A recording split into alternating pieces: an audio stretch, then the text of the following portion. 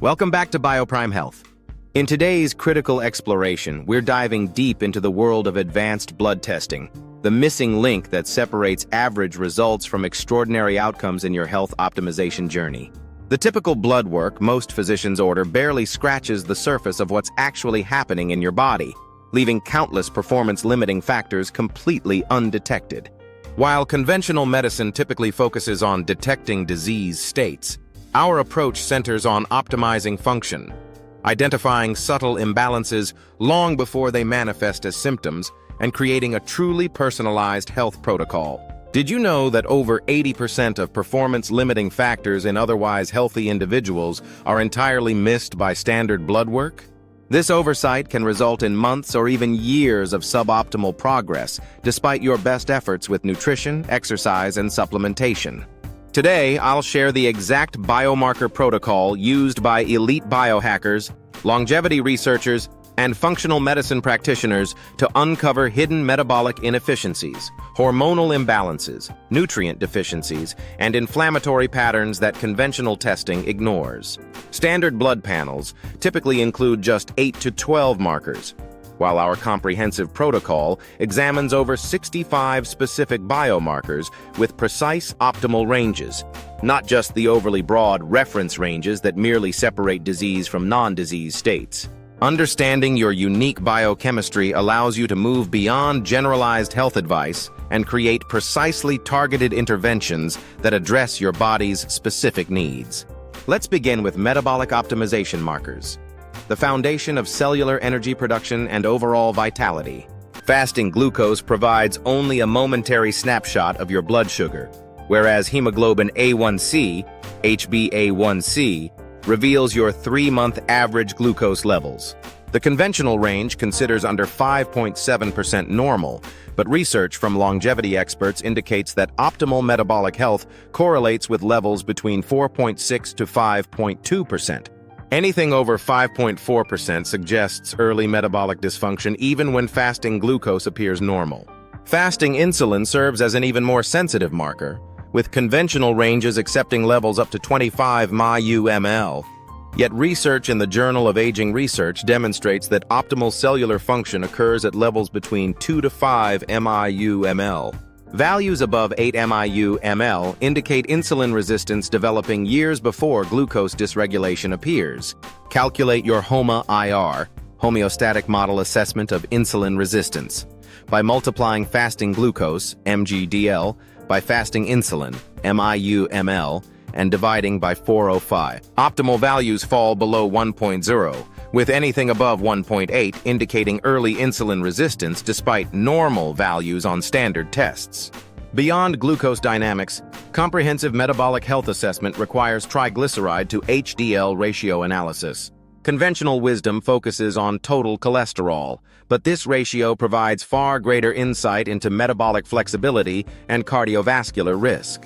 Research published in Circulation identifies a ratio below 1.0 as optimal, 1.0, 2.0 as acceptable, while conventional testing often doesn't flag problems until this ratio exceeds 3.5, by which point significant metabolic dysfunction is already established. For true optimization, test small dense LDL, pattern B, and oxidized LDL, which represent the atherogenic particles most associated with vascular damage. Standard lipid panels measure only total LDL, missing this critical distinction. Studies demonstrate that individuals with predominantly pattern A, large, buoyant LDL particles, have significantly different cardiovascular risk profiles despite identical total LDL numbers. Metabolic testing should occur quarterly until optimization, then biannually for maintenance monitoring. Hormonal analysis represents perhaps the most underutilized area in conventional testing. For men, standard testosterone testing typically measures only total testosterone, with reference ranges accepting levels as low as 270 ng/dL as normal.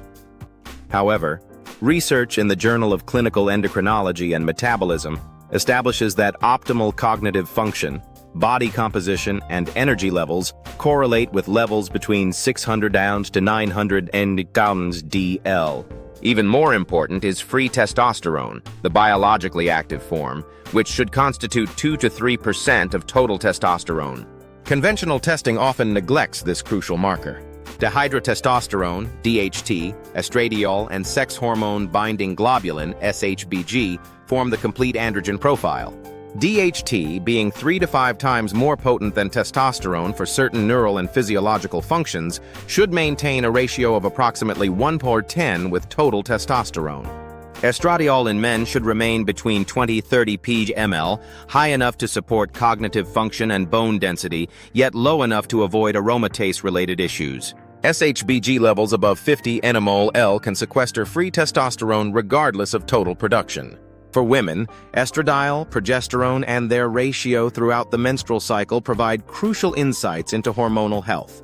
Rather than single-point testing, collect data on days 3, 14, and 21 of the cycle to map hormonal patterns. Optimal estradiol. Progesterone ratios should be approximately 1:10 during luteal phase, with significant deviations correlating with specific symptom patterns. For both sexes, complete thyroid function requires analysis beyond standard TSH testing. The comprehensive thyroid panel includes free T3, active form, free T4, storage form, reverse T3, inactive form, and thyroid antibodies. While conventional ranges consider TSH levels up to 4.5 MIU/L normal, research in the European Journal of Endocrinology demonstrates that optimal cognitive and metabolic function occurs with TSH between 0.5–2.0 MIU/L, free T3 at the upper quartile of the reference range, and free T4 at mid-range. Reverse T3 should maintain a ratio with free T3 of less than 10.1. Elevated reverse T3 often indicates cellular stress or inflammation, blocking thyroid hormone utilization at the cellular level despite normal TSH values. Comprehensive hormone testing should occur biannually, with more frequent monitoring during active optimization protocols. The inflammatory spectrum represents another critical area where conventional testing falls dramatically short. Standard CRP, C-reactive protein testing, uses a high-sensitivity assay, HSCRP, with acceptable values below 3.0 MG/L, but optimal health correlates with levels below 0.8 mg/L according to research in circulation research. Interleukin-6, IL-6, and tumor necrosis factor alpha, TNFA, provide deeper insights into specific inflammatory pathways. Conventional testing rarely includes these markers, yet they indicate particular inflammatory patterns that help target specific interventions. Homocysteine, typically viewed only as a cardiovascular risk marker, also reflects methylation efficiency and inflammatory potential. Conventional ranges accept levels up to 15 mol/L, yet research in the American Journal of Clinical Nutrition demonstrates that cognitive function and vascular health optimize at levels between 5 to 7 mol/L. Values between 9 to 15 mol/L, though conventionally normal, correlate with significantly increased inflammatory activity and reduced cognitive performance. Fibrinogen and D-dimer complete the inflammatory and coagulation profile, with optimal fibrinogen levels falling between 180 to 300 mg/dL, rather than the broader conventional range of 150 and 400 mg/dL. For deeper insights, specialized testing can examine omega-3 to omega-6 fatty acid ratios in red blood cell membranes, providing a 90-day average of this critical inflammatory balance. The optimal ratio approaches 1:4, while the average Western diet creates ratios of 1:20 or worse, driving pro-inflammatory signaling despite having normal standard markers.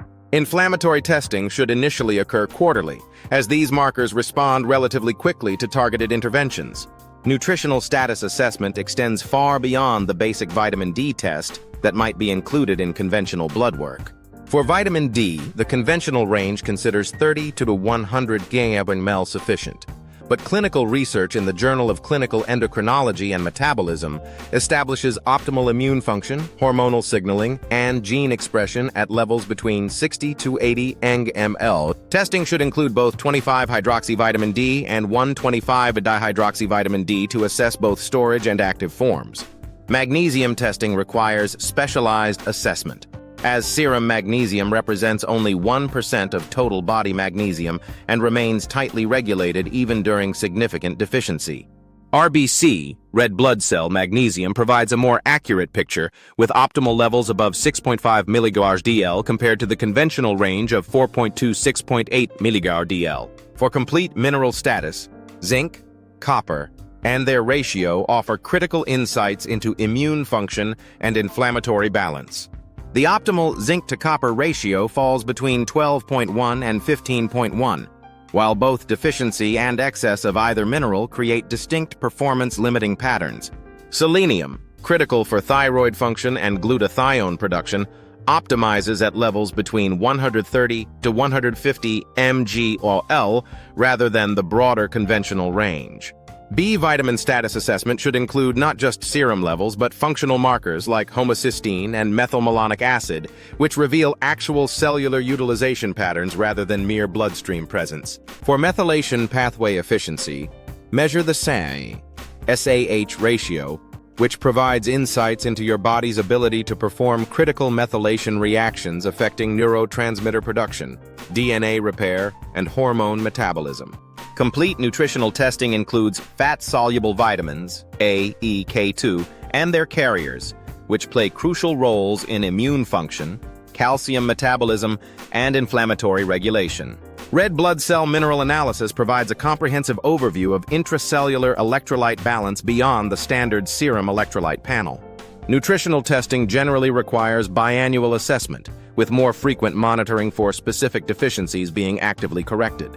Detoxification capacity assessment remains almost entirely absent from conventional testing, yet plays a crucial role in overall health optimization. Phase 1 and Phase 2, liver detoxification pathway function, can be assessed through specific challenge tests and metabolite measurements. The conventional approach considers anyone without obvious liver disease to have normal detoxification capacity, overlooking the spectrum of function that dramatically impacts energy production, hormonal balance, and inflammatory control. Measure toxic burden through specialized testing for environmental pollutants, heavy metals, and organic toxins. Particularly relevant are glyphosate levels, phthalates, parabens, and heavy metals like mercury, lead, arsenic, and cadmium. Research in environmental health perspectives demonstrates that levels considered safe by conventional standards still correlate with reduced mitochondrial function, hormonal disruption, and increased inflammatory signaling. Glutathione status, both reduced and oxidized forms, provides insights into your body's primary antioxidant and detoxification molecule. The optimal ratio of reduced to oxidized glutathione exceeds 9:1, while ratios below 5:1 indicate significant oxidative stress despite potentially normal standard blood work. Phase 1, Phase 2. Detoxification ratios identify potential bottlenecks where partially processed toxins may accumulate, creating more harmful intermediates when detoxification pathways are unbalanced. Toxin assessment should occur annually, with more frequent monitoring for those actively implementing detoxification protocols or with known exposures. Gut health assessment through specific blood markers includes zonulin for intestinal permeability, LPS, lipopolysaccharide, antibodies for bacterial translocation, and histamine for mast cell activation patterns. These markers reveal gut dysfunction that triggers systemic inflammatory responses long before digestive symptoms might appear. Occludin and claudin antibodies provide additional data on tight junction integrity, while specific food antibody testing identifies immune reactions distinct from allergies that can drive inflammation and immune dysregulation. Comprehensive gut health assessment requires stool testing alongside these blood markers, but the blood components should be measured biannually for those optimizing gut function. Genetic testing provides the template upon which all biochemical individuality is based.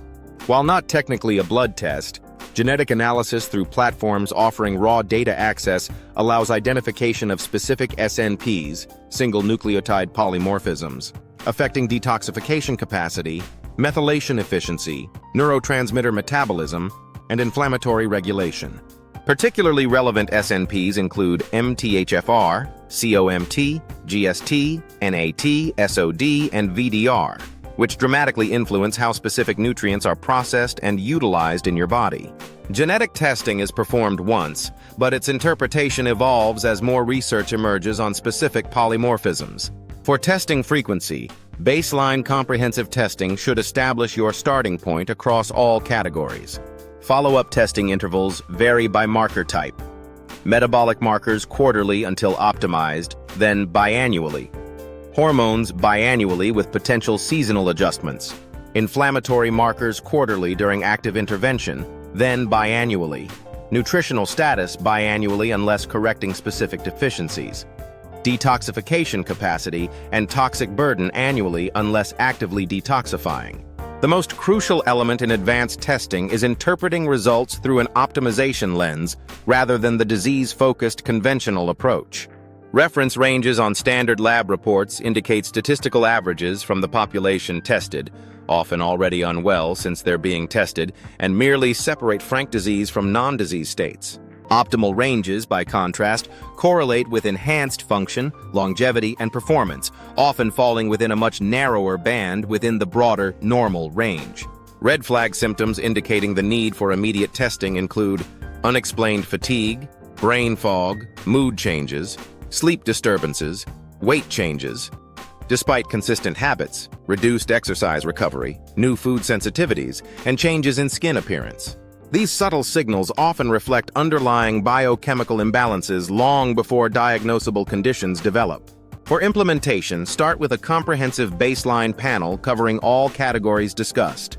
Track results in a personal health dashboard, focusing particularly on markers falling outside optimal ranges, even if within conventional normal limits. Develop targeted protocols addressing specific patterns rather than isolated markers, recognizing that biochemical systems function in interconnected networks. Retest strategically, focusing first on areas showing the greatest deviation from optimal. Once all systems reach optimization targets, transition to maintenance monitoring while remaining vigilant for any new patterns emerging. This comprehensive testing protocol transforms health optimization from generalized approaches to precision intervention based on your unique biochemical reality. By identifying subtle imbalances early and tracking specific markers over time, you can develop truly personalized strategies that address your particular limitations and leverage your unique strengths. In our next video, we'll explore how to interpret specific biomarker patterns and develop targeted intervention protocols based on these test results. If you found this information valuable, subscribe to BioPrime Health for our continued exploration of evidence-based health optimization. This is BioPrime Health, where science transforms potential into performance. What biomarkers are you most interested in testing? Let me know in the comments below.